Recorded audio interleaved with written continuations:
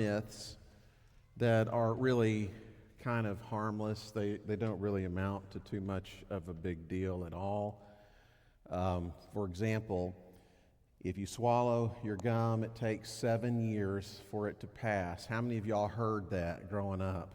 Now, I'm not saying that your parents lied to you, but that's not true, okay? That's a myth. It's not a harmful myth. I mean, what are you going to do? Spit your gum out? That's a good thing. It's not going to harm you if you believe that. Another myth is if you crack your knuckles, it contributes to arthritis. How many of y'all heard that one growing up? Now, according to Dr. Grock and his assistant Chat, that's completely false, okay? It's not true. But that's okay. If you stop cracking your knuckles, you'll stop annoying people around you. So it's a harmless myth. If you subscribe to it, it's okay. It's probably even positive, okay? But there are some myths that are dangerous. There was a study done by the University of Washington a few years ago where they examined the millions upon millions of dollars and the millions, probably at least thousands upon thousands of man-hours that happened over several decades on the West Coast from people who were environmentally concerned. And what these people did is they cleaned out the driftwood and the fallen branches and natural debris from the streams and the rivers, thinking that it was going to help the fish. As it turns out, that was terrible for the fish. All of the debris helped create breeding grounds for bugs, which the fish would eat, and it offered a little bit of shelter for the fish. On top of that, the driftwood and the branches and the debris that you find in rivers and streams helps protect the fish from predators. So people spent all this time and all this money trying to prevent what they were actually making worse. Some myths are dangerous. Some myths will hurt you. And unfortunately, that's true with regards to some myths around marriage. Now, over time, reality has a way of chipping away at myths and unreality, but in some arenas, myths die very slowly. And I think one of the arenas where myths die slowly happens to be in marriage. And we actually talked about this a couple of weeks ago, at least we touched on this in this class that Casey and I are doing. And what we touched on is that myths sometimes around churches are unnaturally kept alive.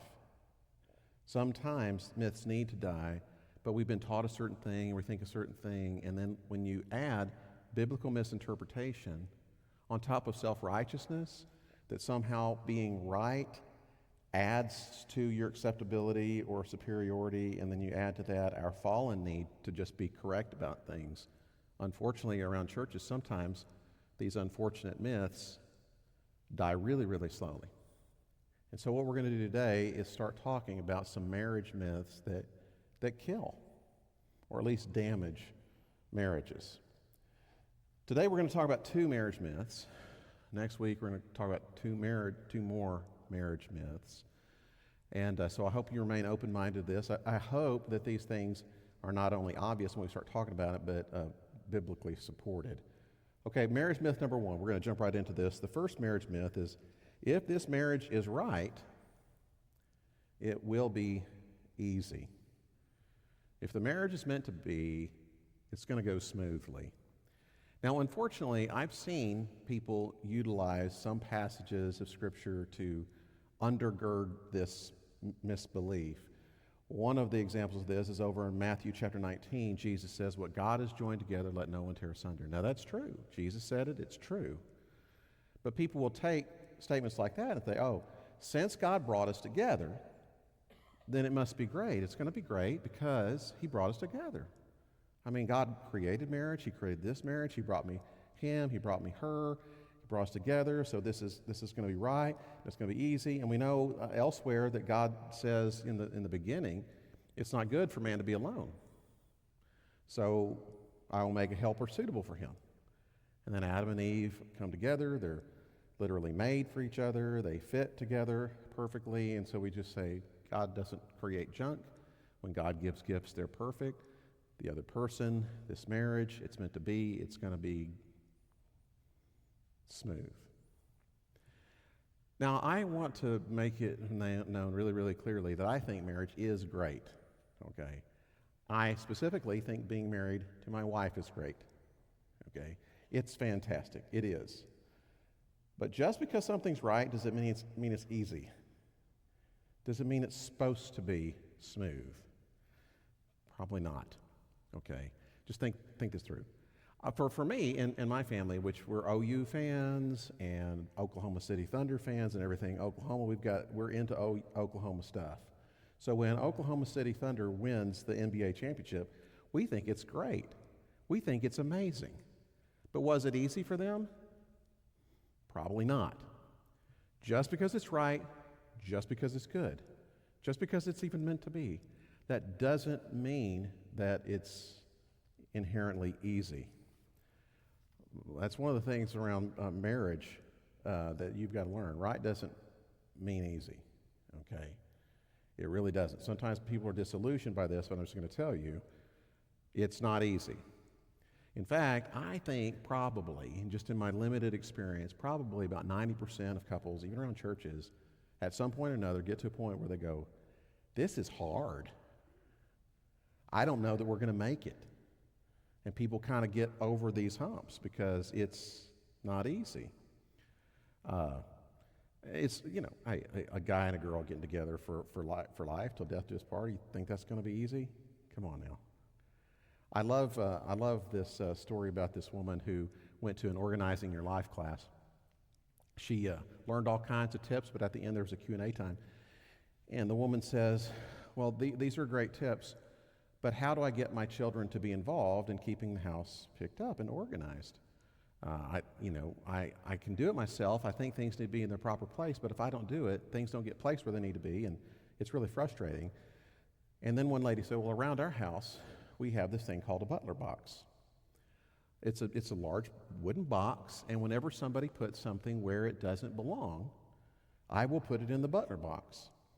And then if this person goes looking for it, and they can't find it because they didn't put it where they were supposed to be, it was supposed to be put, they'll go to the butler box. And if they find that missing item in the butler box, they have to do 5 minutes of chores before they can retrieve that item from the butler box.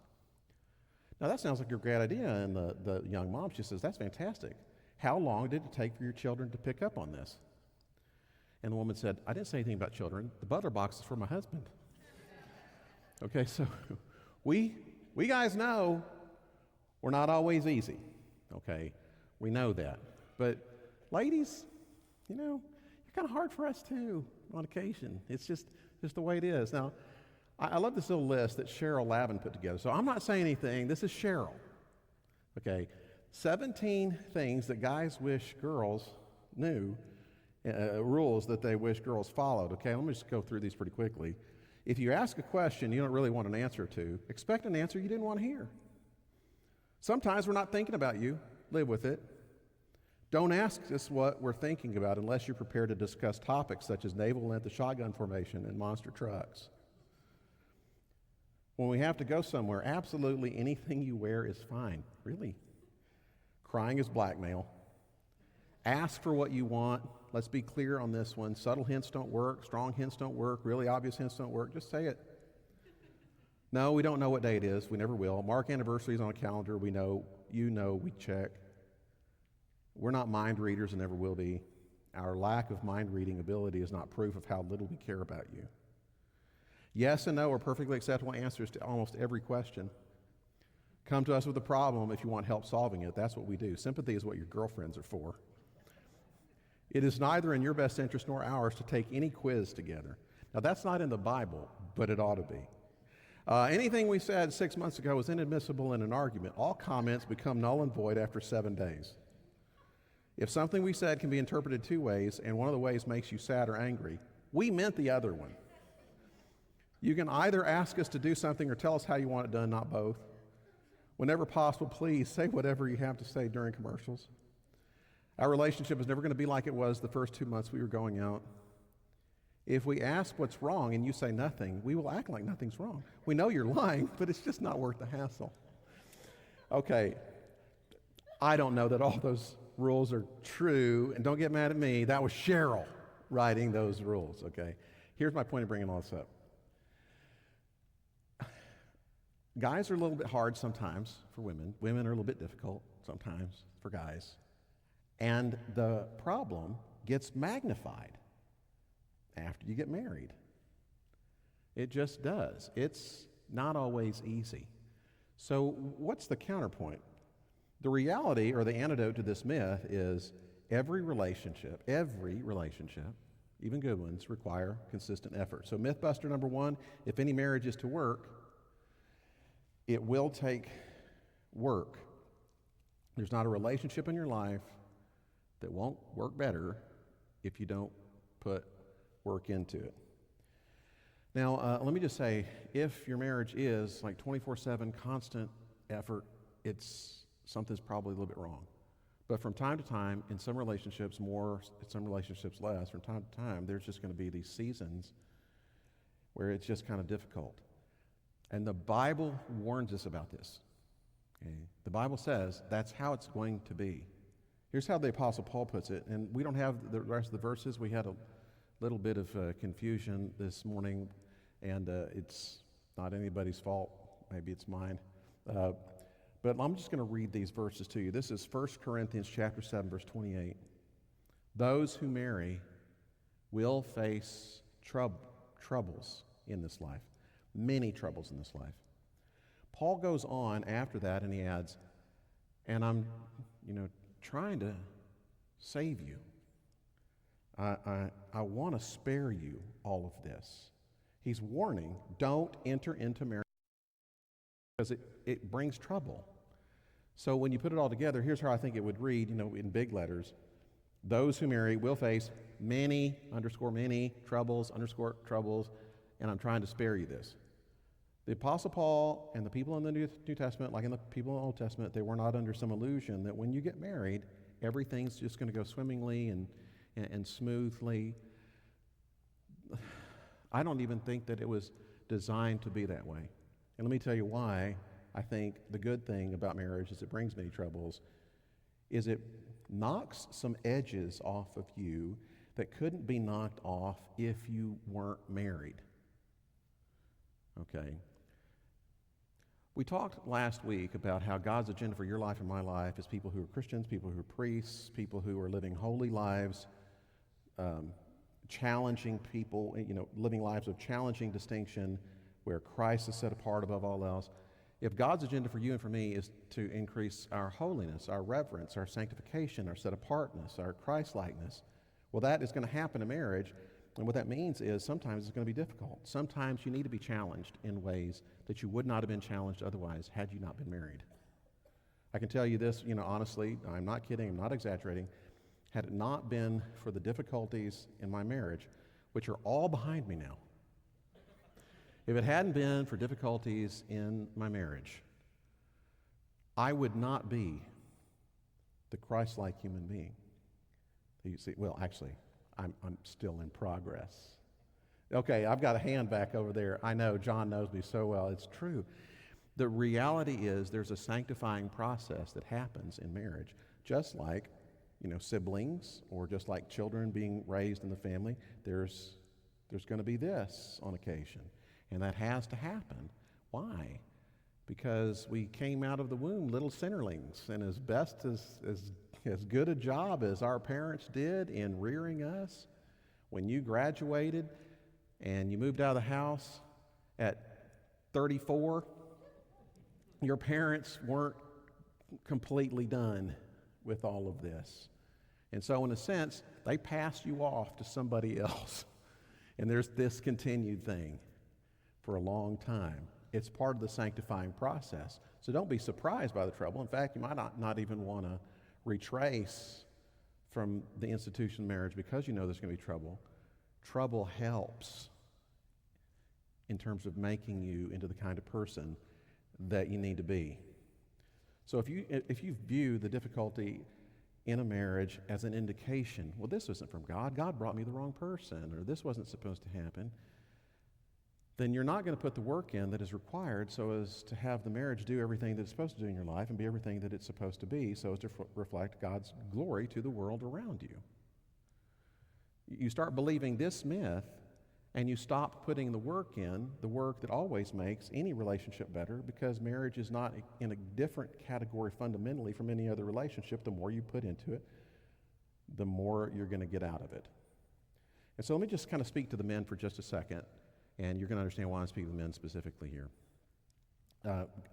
Guys, when's the last time you worked on your car? When's the last time you worked on, like, maybe your boat? Or when's the last time you worked on your golf game? Or when's the last time you worked on your shot? Okay. Ephesians chapter 5, verse 33 tells us this. Each one of you also must love his wife as he loves himself. Guys, you need to understand this. The Bible doesn't say that's how we're supposed to relate to our cars, or to our boats, or to our yards, or to our golf games, or to our shots. God calls us to put some work in with regards to our marriages. And the reason I'm speaking specifically to the guys is I think intuitively, naturally, most women kind of get this one. Women tend to be a little bit more relationally oriented. I think that's fair. And I think women understand or want to do work on relationships. Whenever the need comes up for counseling, and it comes up from time to time, it's the guys who are dragging their feet. Most of the time, the woman takes the lead in initiating it. And even when the woman takes the lead in initiating it, at least 50% of the time, in my opinion, the guy doesn't even go to counseling. Now, counseling doesn't solve everything, but this is what I've also seen. When couples enter into counseling, here's the most common thing. There's a little bit of pain that comes because, hey, it's tough. There has to be pain for psychic healing, okay? Remember in the old days, maybe 100 years ago, if you needed a leg cut off like in the Civil War, there was no anesthesia. You felt everything. Here's a stick, bite down. Here's some whiskey. And that's when everybody converted from being Baptist to Methodist, but that's another story altogether. But that's about as far as you could go. Now, of course, we have anesthesia and you don't necessarily feel the surgery, but if you're going to heal in terms of relational or psychologically, you have to feel it. It's painful to go through counseling. It's painful to deal with past issues. It's painful to deal with current relational issues. It's painful. And the guys tend to be the first ones who jump out because this is too much work, this hurts too much, and I'm just going to tell you, suck it up, buttercup. What did you expect? Let me just disillusion you of that. When you get married, there will be many troubles. It's a guarantee because you haven't arrived. But your spouse will help you one way or another. Okay, so that's the first myth. The myth, oh, if the marriage is right, it's going to be easy, it's going to be a piece of cake. No. Rarely would you say that's the case.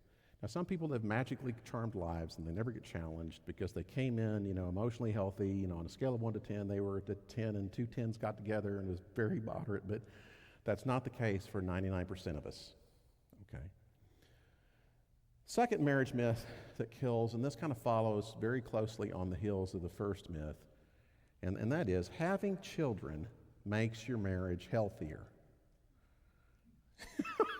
Now, I can tell from some people rolling their eyes, you already know that's a myth. But it used to be kind of the saying, hey, you're having trouble in your marriage, have some kids. It's going to bring you together, smooth some things out. And I know I might get pushback from some people. I'm just going to say I completely do not believe this to be the case, and I'll tell you all kinds of reasons, including, I think, scripturally.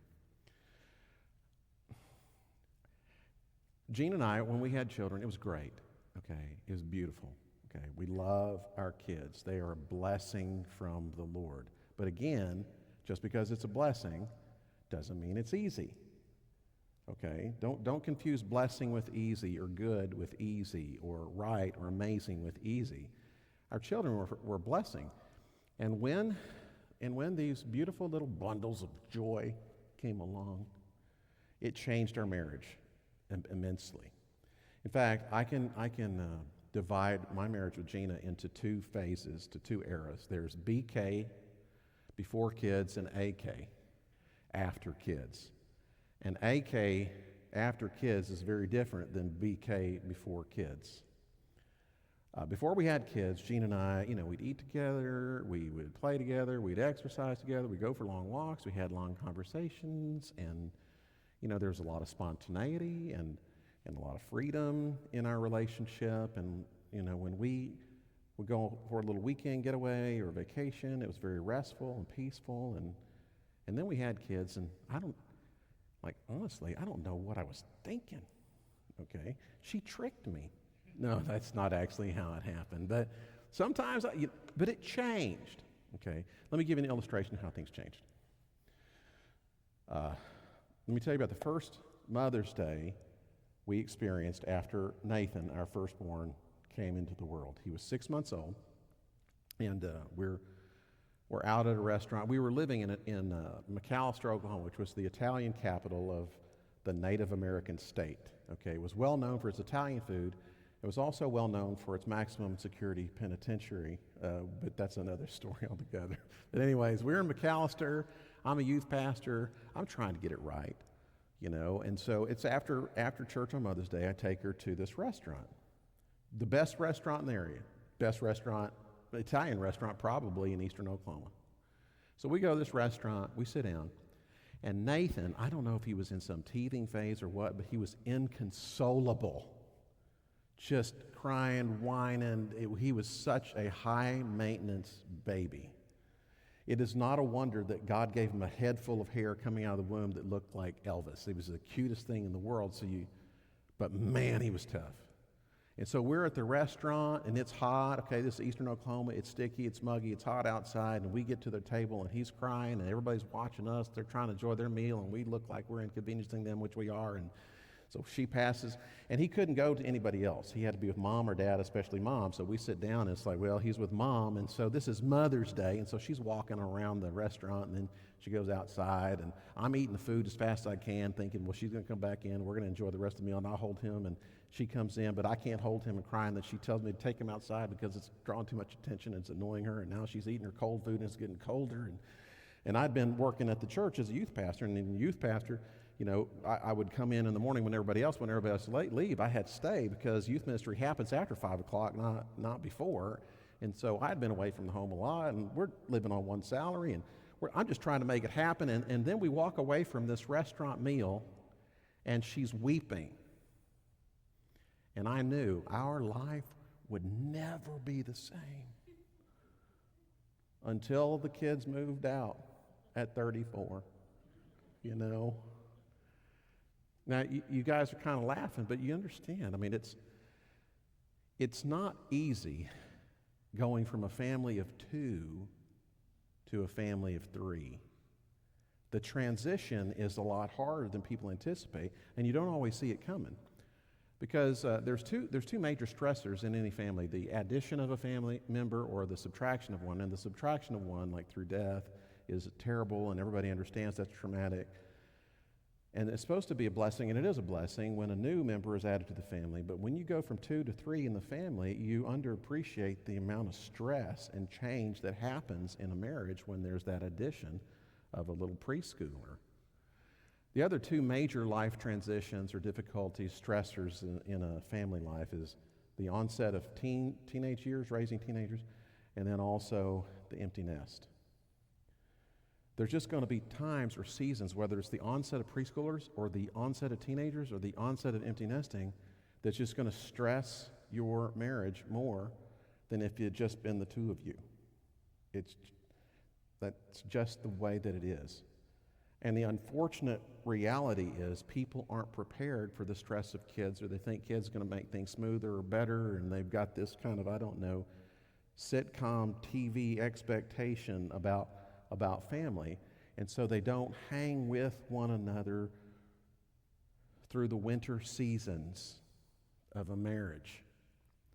C.S. Lewis thought that the reason that Christians divorce so frequently is because they don't understand that in life there are moments of death followed by resurrection, that people give up too easily, that people are experiencing maybe a winter season or a dry season, and then they fail to wait for what inevitably happens, which is a springtime that eventually follows. I love this illustration. I don't know who the lady was who said this, but I didn't make this up. I thought it was good. She talked about a lilac bush in her garden. And she said every winter the lilac bush becomes bare and brittle. But she says instead of uprooting it and then planting a fresh one in the spring, she just lets it sit there in her garden. And sure enough, when springtime rolls around, here's what happens. It's bigger and prettier than it was the year before. As believers, sometimes there's just going to be these seasons, okay? And and you can't stop a season, right? I mean, kids are going to kid, kids are going to grow, teens are going to teen. There's just difficulties that are going to come, and there's nothing you can exactly do about it, but just hang on to each other, hang on to the marriage, and hang on to some passages like, promises in the Word, like Proverbs 18:22. He who finds a wife finds what is good and finds favor from the Lord. What I'm trying to say is when you're married, expect seasonality. And don't uproot anything during winter. Now, that's not to say that there's ever a time in your marriage where you forget about the garden of your marriage and direct your attention somewhere else, like especially to the kids, okay? This is what Dr. James Dobson calls compulsive parenting. It's where parents are going through a difficult season, mom and dad, and so they just kind of focus on the kids. And sometimes people will focus on the kids thinking that's exactly what we need to do at the expense of the marriage. And sometimes these marriages will look like they're the strongest or the healthiest marriages that you can ever find because they've made the children a foundation for their marital relationship. The children become the glue. They become the foundation. They become the purpose for the marriage. But of course, you know what the problem is. While parents are tempted to make children the foundation for their marriage, your children are never tempted to do the same toward you as a parent. The children leave. It's not a bad thing that children leave. It's a bad thing to treat someone as a foundation, and they were never created by God to be the foundation. Okay? We talked about this in the marriage class. Let me just kind of back up a little bit. We talked about this a little bit last week about how, no husband or wife can bear the weight of deity.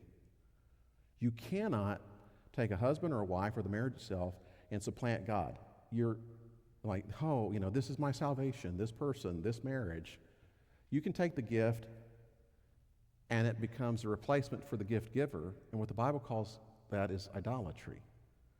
Your husband and your wife cannot bear the weight of deity in your relationship. You've got to keep God where God needs to be so that you can relate to your husband or your wife the way you need to relate to them.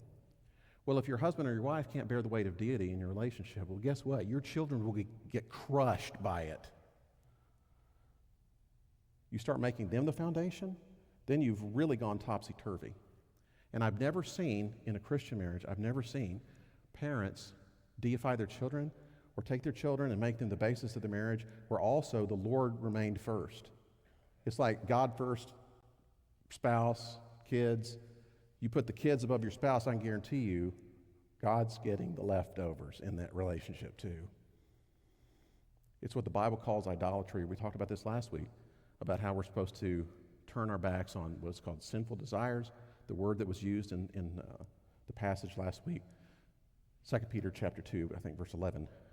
Repent or turn from your sinful desires. The word is epithumia, epic desires. It's when you take a good thing and you make the ultimate thing, and that's a terrible thing, because then that good thing is taking the place of God. Your children can do that, just like your spouse can do that, and it's disastrous in a marriage. So what's the myth buster? If the myth is, okay, hey, the children just naturally make your marriage stronger, what's the myth buster? Well, the counterpoint is this. When you have children, you will have to work even harder to keep your husband or your wife as the highest priority on the human level. Here's what the Bible teaches. This is Matthew chapter 19, verses 5 through 7. A man will leave his father and mother and be united to his wife, and the two will become one flesh, so they're no longer two but one.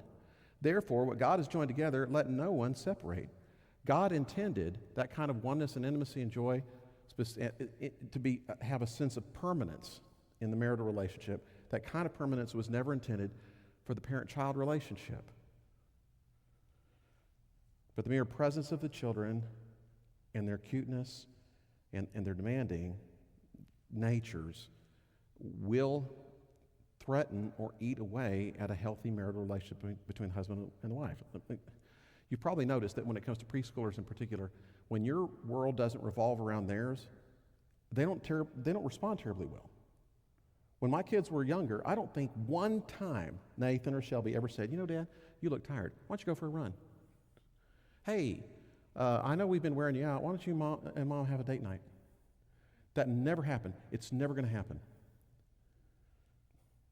Opportunities for intimacy and oneness within the marriage become fewer and fewer by the nature of having children. And even when you carve out some time, it's pretty difficult.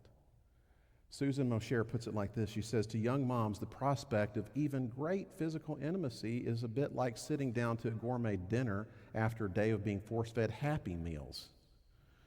Yet even in a happy marriage, even when you're trying to make time, even when you're trying to create space, it's not always easy. Kids are working against it.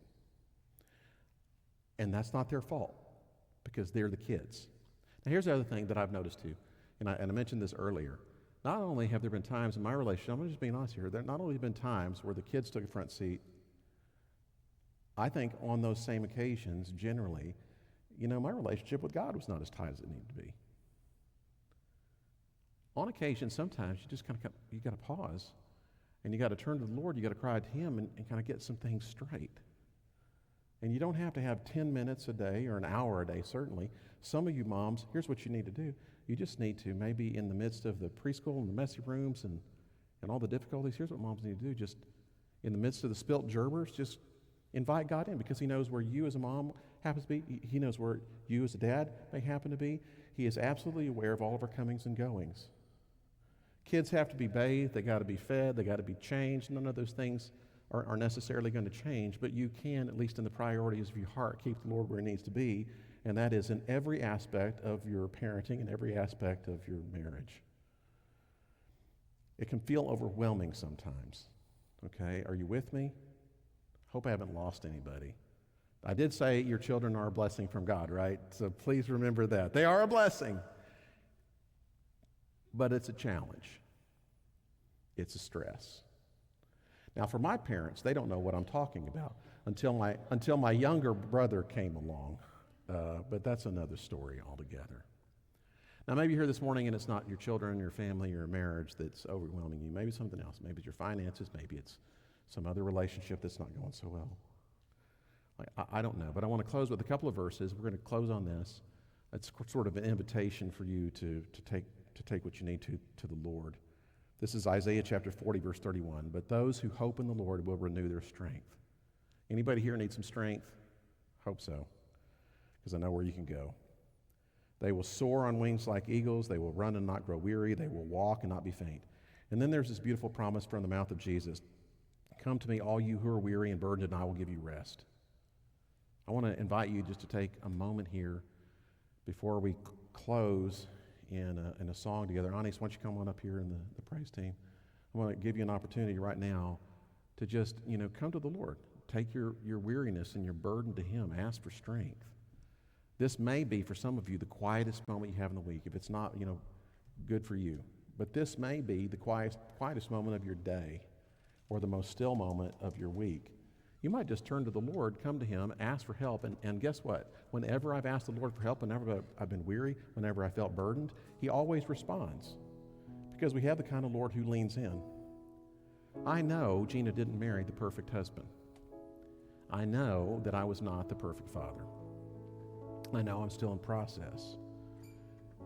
But your Heavenly Father has already arrived. And He is the perfect groom to His bride. You come to the Lord for help. He will never turn you away. He'll give you what you need. He knows where you are. And so again, I don't know what's overwhelming you. Maybe it's your job, maybe it's finances, maybe it's a relationship that's not working well, maybe it's children, maybe it's empty nesting, maybe it's raising teens, Maybe it's the unknown in general, like I don't know. But this is a really, really good time to take what you need to Jesus. So let's just bow our heads. I'm not going to lead you in a prayer. You're just going to pray right where you are. And then in just a moment, maybe a minute, we'll all sing together and seal the moment as a prayer together.